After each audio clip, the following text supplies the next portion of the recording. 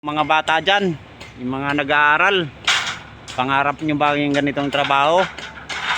No? Kung pangarap nyo to, huwag na kayo mag-aaral na maayos, magbulakbol na lang kayo. Yan, nakita nyo yan, nagbubuhat ng mga bakal. Yun, kaya ayusin nyo yung pag-aaral nyo kung hindi kayo makagaya sa amin. No? Ulan, init, sa amin, napakahirap na yung trabaho. Maliit pati ang sahod.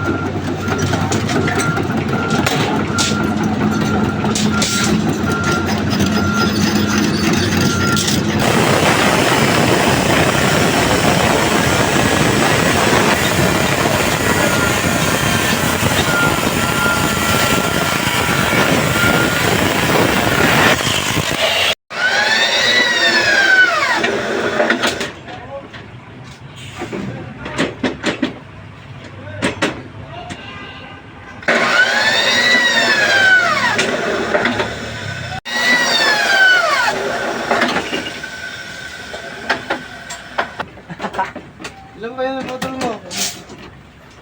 Nag-uwitan na, nakita ko, puro 195 na lahat. Pinapili ko tuloy, yung mga mahaba sa likod lang.